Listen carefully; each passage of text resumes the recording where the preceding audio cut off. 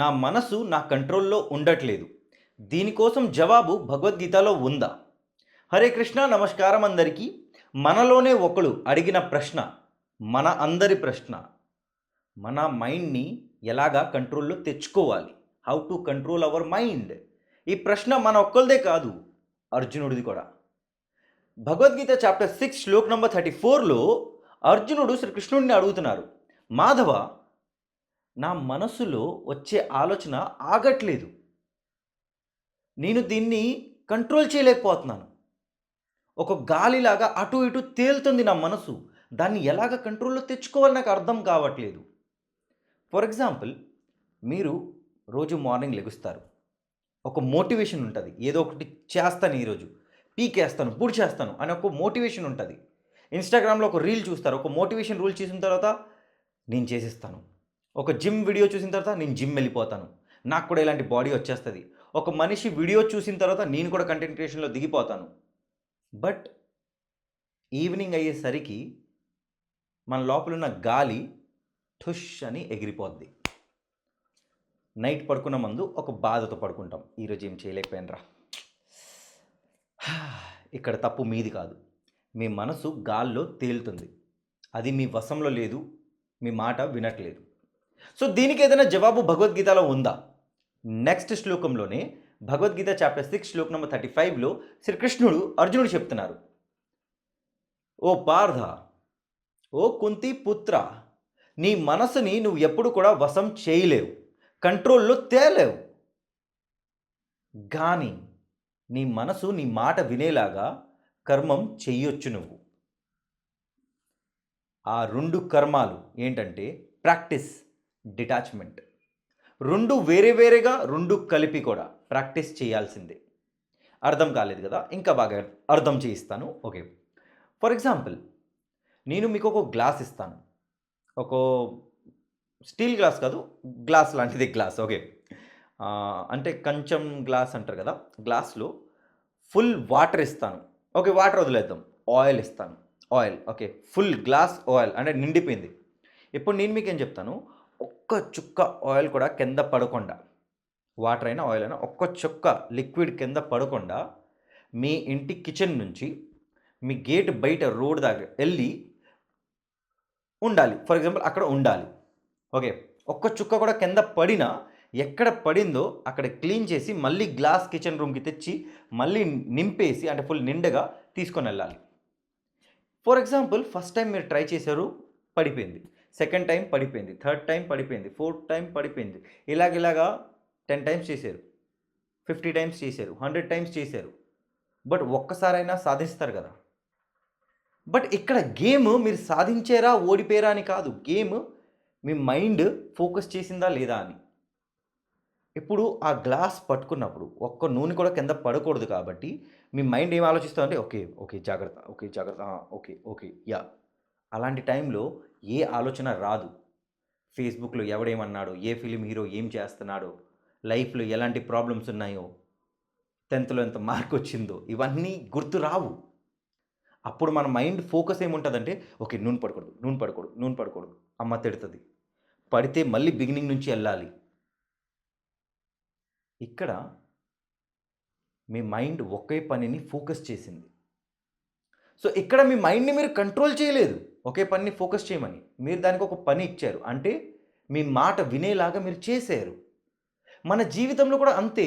మీరు ఏది చేయాలనుకుంటున్నారో అది చేయడం స్టార్ట్ చేయండి.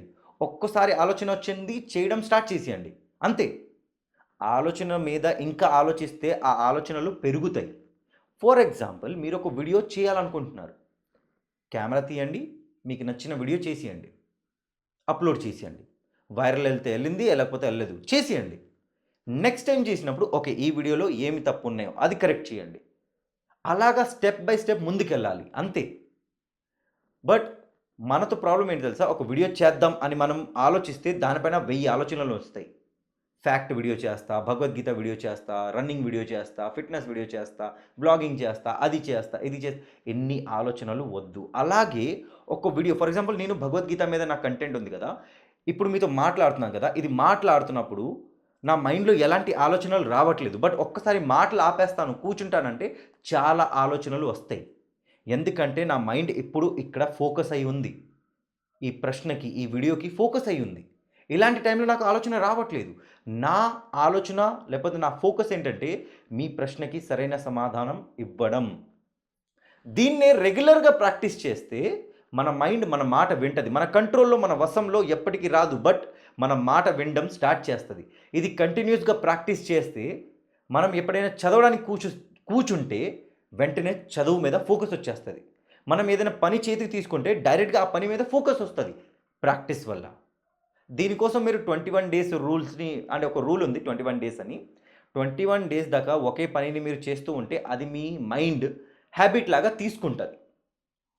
ఇప్పుడు డిటాచ్‌మెంట్ గురించి చెప్తాను. For example same glass of వాటరో కానీ లేకపోతే నూనె అంటే ఆయిల్ అనుకుందాం. ఓకే. ఒక చిన్న పిల్లోడికి ఇద్దాం. ఆడికి సేమ్ రూల్సే చెప్తాం. ఒక్క చుక్క కింద పడినా నువ్వు క్లీన్ చేసి మళ్ళీ కిచెన్ నుంచి స్టార్ట్ చేయాలని చెప్తాం. ఇప్పుడు ఆ పిల్లోడు ఫస్ట్ టైమ్ చేసినప్పుడు నూనె పడిపోతే, ఆ వాటర్ పడిపోతే నవ్వుతాడు. సెకండ్ టైమ్ నవ్వుతాడు. 10థ్ టైమ్ నవ్వుతాడు. 15 నంబర్ టైమ్ నవ్వుతాడా ఇంకా? 50 నంబర్ ఆఫ్ టైమ్ నవ్వుతాడా? 11థ్ 100 టైమ్స్ ఫెయిల్ అయ్యాడు. ఇప్పుడు నవ్వుతాడా?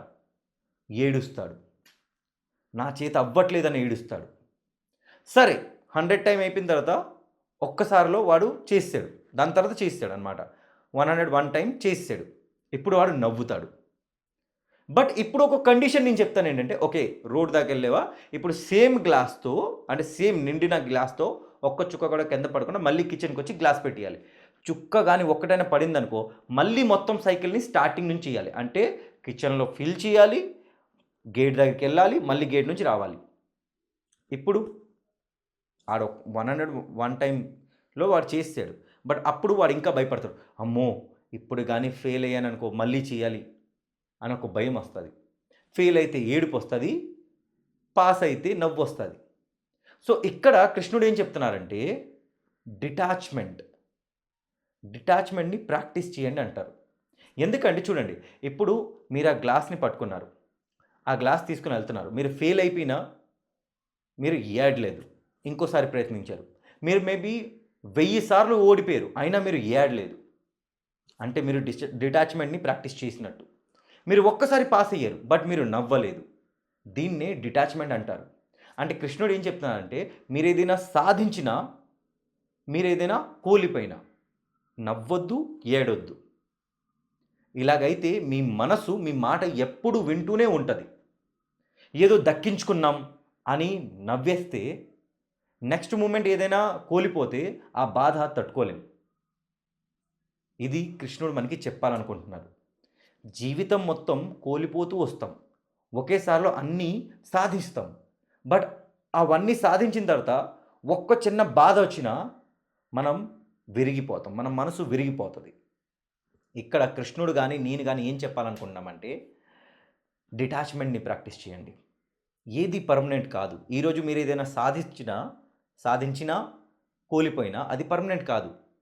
అలాగే ఒక మంచి మాట అంటారు.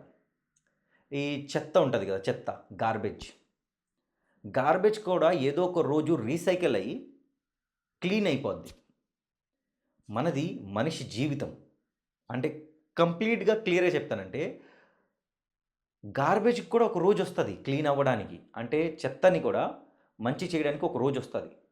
సో, మీ జీవితంలో ఇన్ని కష్టాలున్నాయంటే మీకు కూడా ఒక రోజొస్తది. అన్నీ మంచిగా మారుతాయి. కృష్ణుడి పైన నమ్మకం ఉంచండి. మీ పైన మీరు నమ్మకం ఉంచండి. ఐ హోప్ మీ ప్రశ్నకి మీకు జవాబు దొరుకుంటది. ఇంకోసారి చెప్పేస్తున్నాను. మీ మనసు మీ మాట వినాలంటే కంట్రోల్ కాదు. మీ మనసు మీ మాట వినాలి. మీ మైండ్ మీ మాట వినాలంటే ఫోకస్‌ని ప్రాక్టీస్ చేయండి. డిటాచ్‌మెంట్‌ని ప్రాక్టీస్ చేయండి. ఆటోమేటిక్‌గా మీ మనసు మీ మాట వింటది. ఇలాంటి ప్రశ్నలకి జవాబు రెగ్యులర్‌గా చెప్తూనే ఉంటాను. మీకేదైనా ప్రశ్న ఉంటే కామెంట్ బాక్స్‌లో చెప్పండి. అప్పుడు దాకా జై శ్రీకృష్ణ, హరే కృష్ణ, రాధే రాధే, జై జగన్నాథ్.